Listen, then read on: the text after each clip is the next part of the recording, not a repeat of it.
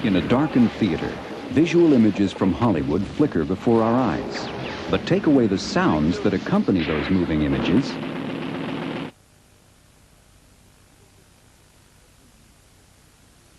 and you steal the thunder from every magical frame. Welcome to the little-known, occasionally noisy world of sound effects specialists. It's their job to create the audio that accompanies motion pictures. Often that means constructing every sound from the ground up. Coming up, play it back, please. We'll go behind the microphone of Blake Edwards, son of the Pink Panther, as experts in audio create the sounds of the Casbah. We'll also journey back to the dawn of sound effects with this legendary ape. And we'll meet the innovator who coined the term sound design for his work on Apocalypse Now. Today, we salute the Sultans of Sound on Movie Magic.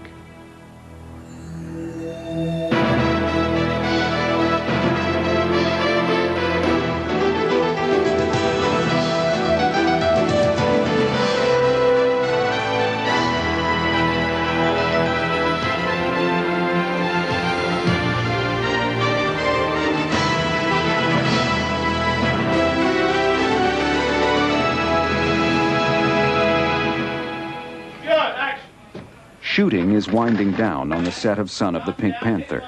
Until now, the focus of the production team has been to capture images on film. Sounds are captured too, but often the quality of the audio doesn't match the picture.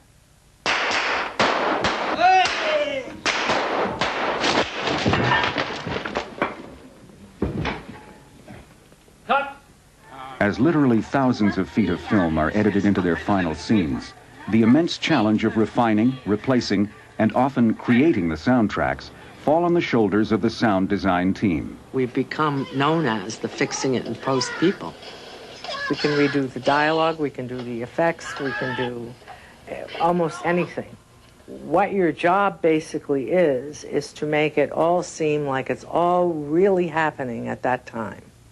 Supervising sound editor on Son of the Pink Panther, Kay Rose has been a respected member of Hollywood's film community for nearly 50 years. Kay was the first woman to receive the Academy Award for Sound Effects Editing for her work on the 1984 release, The River. Her other films include Ordinary People, The Prince of Tides, and On Golden Pond. As supervising sound editor, Kay is responsible for the overall audio design and a staff of 30 that brings those sounds to the big screen. Okay, that's easy. One of those highly specialized individuals is sound effects editor Mark Mangini. Mark and his company Weddington Productions are responsible for creating, designing, and editing the sound effects on Son of the Pink Panther. Tight quarters, huh? If you've seen Raiders of the Lost Ark, Star Trek 1, 4, or 5, Inner Space, or Aladdin, then you've heard Mark Mangini's award-winning work. That's pretty good, so we like that. Most people may not know that the microphone that's there on the set as they're filming isn't picking up all the sounds that you hear when you're in the theater when you see the finished product. Although that's certainly the sound editor's job, is to create that illusion. So we will analyze the soundtrack for what's missing and determine how to best finish it. 313. Scene number 313 is Omar's Cafe. Okay, I've now set up a scene, and I'm now, in sequential order, I'm going to decide what sounds we need to put in this scene. Once we've run the picture, we create a list. From that list, we begin to delegate responsibility, and we compartmentalize sound. There's what we call Foley, which is the recording of footsteps and incidental props and movement.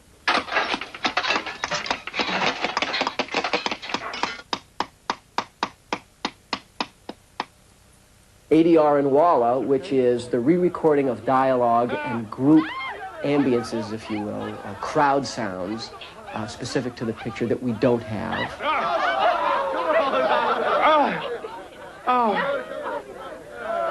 Then there will be sound effects, you know, the very obvious ones being things like gunshots and door closes and car skids and things like that.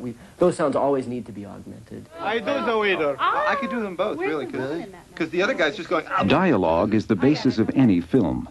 ADR, or automated dialogue replacement, is the process for correcting or improving it. For this raucous scene in the Casbah, dialogue supervisor Vicki Sampson directs voice artists in an ADR or looping session. Here on a dubbing stage at Warner Hollywood Studios, 14 people recreate the background noise of dozens of revelers. A lot of ADR is group looping, which is done with the characters in the background of a scene that are instructed on the set not to speak so that they can have clean tracks for their main actors. Going to kill you. Follow me.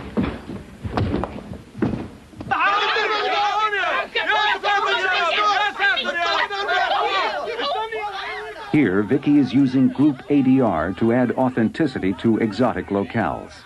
In the Casbah scene in Pink Panther, they're in Lugash, so it's an imaginary city. So we had a couple of Arabic-speaking men, a couple of French-speaking women, and then we had like 4 others who could replicate Arabicese, and once it's all thrown in there together, it can sound like it was supposed to sound.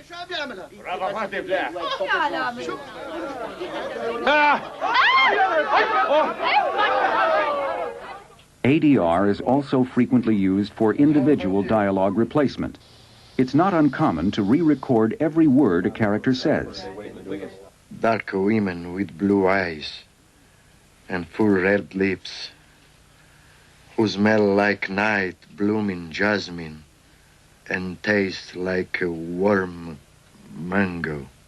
Wormy mango. Warm mango. I should be saying worm. That's what I should do, don't you think? Worm mango. Yes, we got to do one. Sometimes a director wants to change performance of an actor. Sometimes they want to revoice, use a whole different voice than the original actor. And it's weird when you play them all back together and see a flow of things. And taste like a warm mango. Worm mango. Yes. We looped the Deborah Ferrantino scene because in the when they did that take, his voice was so projected and hers was so soft that the director was concerned that the balances would be off. Here we go. Take 14, X703. Here we go, Tom. Warm mango. Is that a sync on that? Looping is a very hard phase of this sound process because you're trying to recreate a performance that was done to other actors on a bare stage with the headphones on with beeps coming at you, and you have to watch your mouth, and a lot of actors haven't seen themselves before on the screen. Warm mango. Why don't you print them both and I'll just play with them? Okay. Yeah. It's like putting together a big puzzle and snipping out the little pieces you don't want and putting in the pieces that you don't notice. And it's a very unrecognized phase of sound work because if you do it well, you don't notice it. And you shouldn't notice it. It should just be as if that was the way it was recorded on the set. Who smell like night blooming jasmine and taste like a warm mango. Warm mango? And honey. Dialogue replacement allows audiences to hear the actors as clearly as they see them. But some of the most involved wizardry of the audio process begins when the actors stop talking. When King Kong was released in 1933, feature-length talking pictures had only been around for 6 years. Yet this groundbreaking fantasy epic virtually wrote the book on sound effects. The audio work was staggering, centered around a make-believe Kong and primeval beasts. All of these sounds had to be made from scratch, a daunting task that rested on the shoulders of RKO's new head of sound effects, Murray Spivak. I was very happy with the way King Kong turned out because it was a tremendous challenge, and I hadn't the slightest idea what I was going to do with it. What made Murray's work on King Kong possible was the development of re-recording technology. Prior to that time, they had to record the sound live. I had to make all of these sounds simultaneously when they were shooting a picture. We only had one soundtrack, and all the sound had to be done at the same time. By the time King Kong was in production, Murray had access to portable audio machines that recorded sound on film. Having the freedom to take these devices into the field, pre-record a roaring lion, then re-record it at the studio while altering its pitch, allowed Murray to create King Kong's ferocious growl. I found that if I lowered an octave, it would be at half speed. Then I took a tiger roar, and then I put that backwards against the lion roar. You couldn't detect what it was, and we knew there was no bass singer that could sing that low, so I knew that I was on the right track. Following Murray Spivak's inspired work, sound re-recording and synchronization techniques continued to evolve. Today, just as dialogue is re-recorded or altered, footsteps, breaking glass, even a belly dancer's rattling chains can be reproduced and manipulated through a technique called Foley.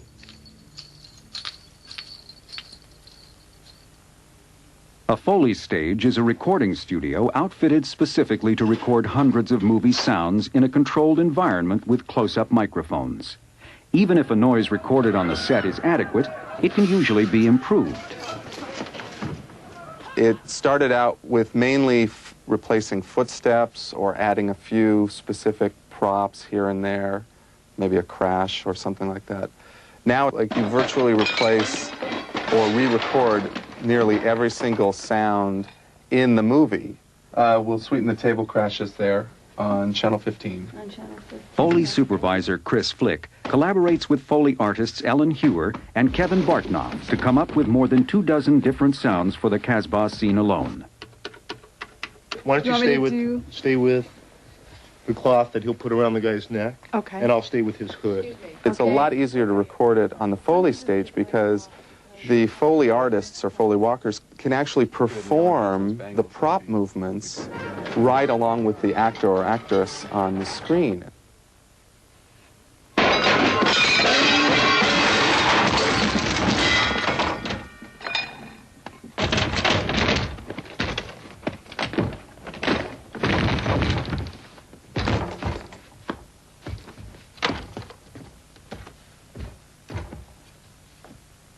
Pretty wild. Yeah. It's pretty close. For one take. Yeah. Hey, go back there. Can we sweeten that? Should we add some glass breaks? I'm in the light there. Yeah, some glass breaks would be good. Okay.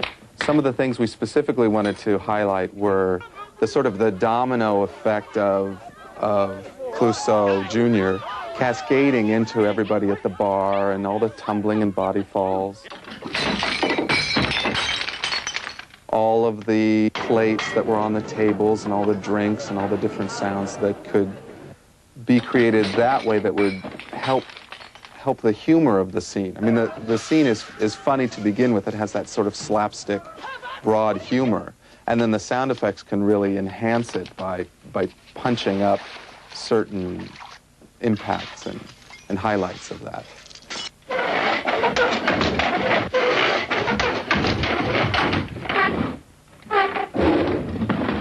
While Foley can recreate thousands of highly specialized sounds in the confines of a stage, audio designers must often venture far and wide to capture the sounds they need. I said stop! This scene calls for a wheezing diesel Renault. Sound technician Ezra Dweck is recreating that noise on a stage of somewhat bigger proportions, the Southern California desert. What I'm recording here, this interior stuff, will sort of be used to smooth out the interior car shots. A lot of times on the set, I think the cars are being towed along with the camera car anyway, so there is no engine sound. Ezra's recording of this Jetta doubling as the Renault in Pink Panther includes interiors, exteriors, practically every sound an automobile can make. Accelerate. Maybe downshift and hit the accelerator when you go by. Okay. Something to spice it up and make it a little more interesting. The main concern on the set isn't always to get the best sound effects because they know that they can send someone like me out later to do it. I dare say that's the best one yet. Some sounds can be recorded on an indoor stage, and some under the blazing desert sun. but a good deal of cinema sound effects are designed on computer by the sound effects editor. That's better. Director Francis Ford Coppola's Apocalypse Now is one of the most controversial films of all time. On screen, the graphic portrayal of the chaos of the Vietnam War was enhanced immeasurably by its Academy Award-winning soundtrack. I think that our arc light can be more interesting. I wish there was a little more we could get out of the helicopter in the sky with the guys hanging on it. Just so that the audience can say, oh, you hear that? That means they're being nice to me. With Apocalypse Now, what audiences hear affects them as much as what they see. This accomplishment is due in large part to Walter Murch's breakthrough multi-channel audio. Update from 155. With his layering of seemingly surrealistic sounds, Murch elevated sound editing to the level of an art form. Along with making it visually spectacular, Francis wanted to make it sonically spectacular on two levels. Technically, to do something that hadn't been done before, and then artistically to try to do something that hadn't been done before. The technical part of it was to turn the film into a quadraphonic setup so that we could move any sound across the whole 360 degrees of the space of the room.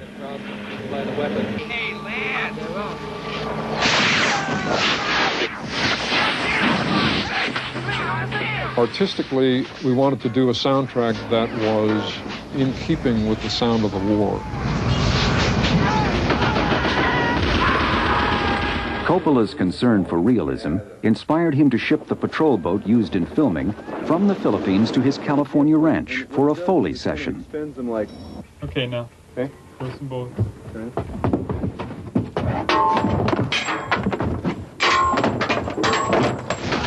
Basically, we made the world into a Foley stage. As a result, we got dynamics and movement and reality to the sound that's sometimes hard to get in the confines of a small stage.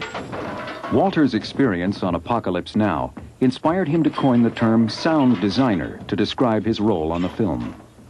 And I thought it was sort of like a sonic equivalent of interior design, in the sense that I'd been given a bare space to work with, a room with four walls, a ceiling and a floor, and I was told to hang sound, fill this place up with sound.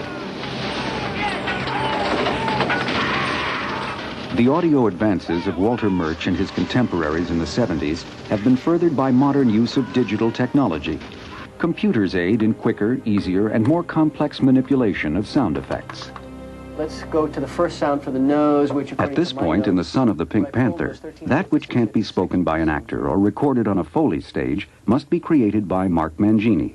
When the belly dancer pops his nose off, I mean, that's a comic moment. So you just don't want a clay sound, you want like a...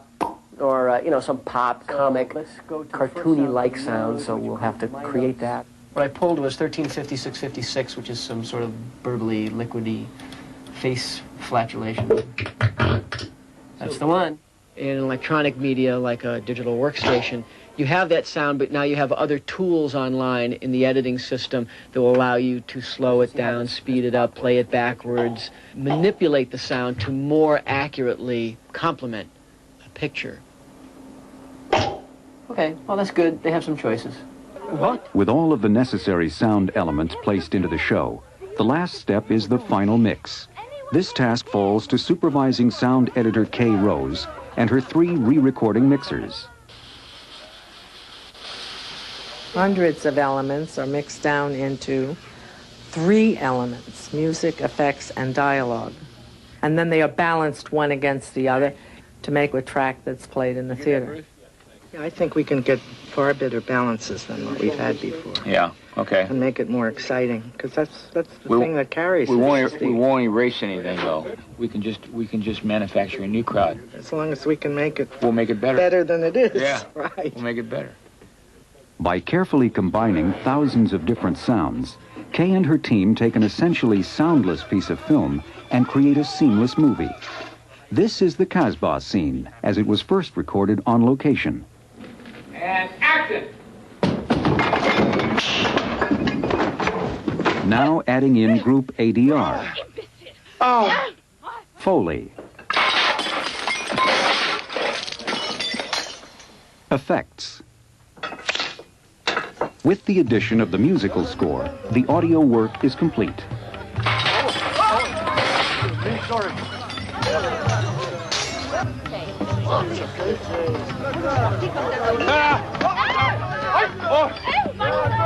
When audiences worldwide see The Son of the Pink Panther, few people will consciously recognize the contribution of nearly 30 people and the culmination of thousands of hours of painstaking work. But that's the best testimony to the efforts of Mark Mangini, Kay Rose, and the entire sound team. If you are brought out of the film and you're aware that you're sitting in the theater watching a movie, then you failed. The most important thing to me is that the audience comes out feeling very happy they saw the picture and say, boy, that was a good 2 hours I spent and I had a lot of fun. Sound designers are proud of their unheralded contributions to Hollywood filmmaking. When the picture begins and the sound fades up, it may not be immediately obvious, but the audience is listening, and what they're hearing is movie magic.